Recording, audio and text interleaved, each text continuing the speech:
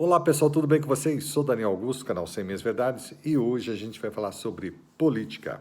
O tema de hoje, ele é bem atual, está bem na moda, vamos dizer assim, tá? Todo mundo está falando sobre isso, que é sobre o voto impresso. Ou seja, eu vou tratar da seguinte forma: vai haver realmente voto impresso no Brasil? Eu acredito que sim, tá? Então vou explicar para vocês de uma forma bem didática por que é necessário o voto impresso e por que ele vai ser implantado no Brasil. Primeiro, o voto impresso é necessário porque as nossas urnas eletrônicas, como em qualquer lugar do mundo que só tenha eleição através de urnas eletrônicas, elas são inconfiáveis, tá? Ou seja, é impossível de haver uma eleição honesta com urna eletrônica. É impossível, tá? Por quê? Porque à medida que você digita o número dos candidatos, né? As pessoas que você quer eleger para ser seu político, seja no legislativo ou no executivo, você não tem como saber se aquele voto que você digitou numa urna eletrônica vai realmente para aquele candidato, pelo simples fato que você é incapaz de ler bytes. Você não pode entrar nos fios, nos chips, é impossível, você não consegue ver. Ninguém no mundo consegue ver. Então é impossível de acontecer isso. Não existe nenhum especialista no mundo que vai conseguir fazer isso, tá? É impossível. Então, diante disso, realmente para a eleição ser uma coisa honesta, um processo honesto, ter uma lisura correta, precisa de um outro meio paralelo físico que seja comprovável e que não se apague. Ou seja, uma impressão num papel, que é a coisa mais normal. Podia ser uma pedra, podia ser num plástico, podia ser em qualquer coisa, uma impressão em qualquer coisa. Mas a coisa mais barata e mais fácil é num papel, correto? Então tem que haver uma contraprova, ou seja, uma prova para comprovar o que foi digitado na urna, certo? E essa contraprova é justamente uma impressão daquilo que você digitou, aqueles números que foram digitados vão ser impressos nesse papel e esse papel vai ser realmente o seu voto, correto? E ele vai cair numa urna lacrada e vai ficar depositado lá. Não precisava de toda essa sofisticação. Bastava que a impressão saísse, o eleitor pegasse aquele papelzinho e fosse lá e depositasse numa urna física. Bastava isso. Tá ok? Então, mas se eles quiserem sofisticar, fazer esse esquema que você não pode pegar o voto e tal, e fazer, entendeu? Então eles quiseram criar um problema a mais. Mas, enfim, dessa forma se resolve tranquilamente, é mais até mais seguro. Mas não precisava de tudo isso. Então vamos lá. Esse sistema, ele é o sistema para poder a gente contabilizar os votos de uma forma precisa, sem chance para fraude alguma, ok? É praticamente impossível de se fraudar. Se houver fraude, tem como recontar os votos. Mas digo mais, o sistema da urna eletrônica, essa urna eletrônica, na verdade, lá entrou, não talvez com esse propósito inicialmente, mas serviu para isso, para resolver um problema. Qual que era o problema das cédulas em papel que as pessoas escreviam à caneta os números dos seus candidatos? É que tinha muita gente analfabeta, pessoas com péssima caligrafia e criava maior celeuma na hora de fazer a contagem dos votos. Às vezes não sabia qual que era o número que a pessoa tinha escrito por conta do analfabetismo ou da péssima caligrafia. Além do que aquelas pessoas meio desorientadas que escreviam fora dos próprios quadradinhos, onde era para colocar os algarismos dos números dos seus candidatos. Entendeu? Então, para evitar isso, essa questão de anular muitos votos por conta desses problemas, resolveu-se fazer a urna eletrônica, que na verdade era para ser uma mera máquina de datilografia, ou uma máquina registradora. Você ia digitar os números e ia sair um papelzinho bonitinho com o que você realmente quis votar. É só para isso. Ou seja, era para evitar algarismos ilegíveis. Simplesmente isso. Então, ia sanar esse problema. E depois ia sair uma impressão, e essa impressão que seria realmente o voto. Tá? Em vez da pessoa mesmo escrever, né? Ou seja, de forma manuscrita, escrever o número do seu candidato, era justamente essa máquina registradora que ia fazer isso de forma bonitinha, que não causasse nenhuma dúvida nos números que ela tivesse votando. É só para isso.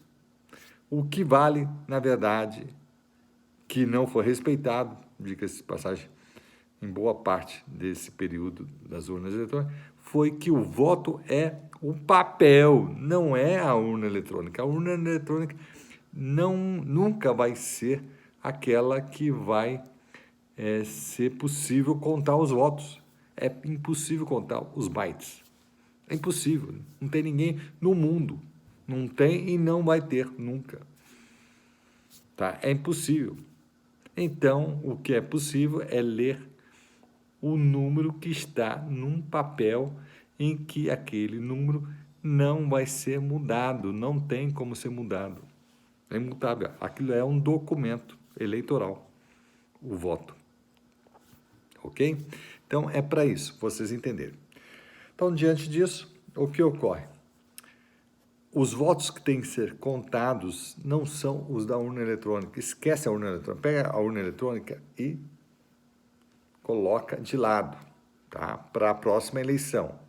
Os votos que têm que ser contados são aqueles do voto impresso, aquelas cédulazinhas que saíram impressas ali, ok? Conta-se aquilo. Disse que é em torno de 300 a 500 votos por sessão eleitoral, ou seja, cada sessão que tem uma urna eletrônica são de 300 a 500 eleitores que votam naquela localidade, naquela sessão. Então, é uma coisa muito fácil de se contar. Depois terminado a sessão, né, o período eleitoral, né, às 5 horas geralmente da tarde, vai lá, os próprios mesários pegam as urnas com os votos impressos e vão contar os votos e vai ter realmente uma pessoa que vai totalizando os votos. E os próprios fiscais partidários vão lá fiscalizar, como ocorria isso em 1996, ou antes até. Tá? Porque eles vão fiscalizar, eles não vão querer que o partido deles seja roubado. Então, basta uma meia dúzia de fiscais de partidos políticos que eles vão dar conta de manter íntegra e honesta a apuração. E resolve-se tudo ali. Isso leva quanto tempo? Para contar 500 votos, vamos dizer assim, 500 votos, não leva mais de 4 horas. Com toda a calma, com toda a precisão, não leva mais de 4 horas. 4 horas para uma eleição que termina às 5 horas, então, 5 mais 4, 9 horas. 9 horas da noite do mesmo dia, já tem o veredito final de quais são os candidatos que foram eleitos para todos os cargos que foram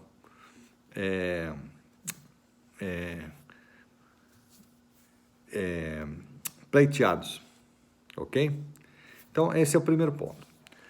Outra questão, para aproveitar aqui que estamos assim próximo a uma decisão da Comissão Especial da PEC 135, é se vai ter voto impresso ou não, né? Se eles vão aprovar ou não. Eu acredito que sim, tá? Eu acredito que sim. Não vai ser fácil, vai ser bem assim acirrado a disputa, tá? Porque tem muita gente desonesta que não quer que seja aprovada a PEC 135 do voto impresso, porque querem roubar a eleição, fraudar, ou querem permitir a possibilidade de vir a ser fraudada, ou querem tumultuar o processo eleitoral, tá? Não tem outra possibilidade, tá? E, evidentemente, o pessoal que quer lisura no processo eleitoral vai votar pelo voto impresso, porque precisa ter um comprovante. Na verdade, não é um comprovante, tem que ter o voto tem que ser físico, não pode ser eletrônico, não pode ser em bytes, não tem como contar bytes, é impossível. Então, o nosso sistema eleitoral é o mais bizarro do mundo, entendeu? Nós temos mais de 100 milhões de otários votando em algo que não é possível ser contado, contabilizado. Olha só, tá? E o pessoal da Justiça Eleitoral falando que a gente é a vanguarda do mundo. Nós somos os otários do mundo, na verdade. Simples assim. Outra questão, o voto vai ser realmente impresso. Não sei exatamente como que vai ser impresso, tá? Não sei se vai ser através dessa PEC, que não precisava de uma PEC para isso, ou vai ser por uma lei, também não é preciso de uma lei para fazer isso, porque é uma coisa instrumental, não precisa de lei para dizer isso. Pode ter, mas não é necessário ter isso. Basta um decreto do presidente da República. Olha, vai ser assim, assado. Acabou. Resolve-se tudo. Ok?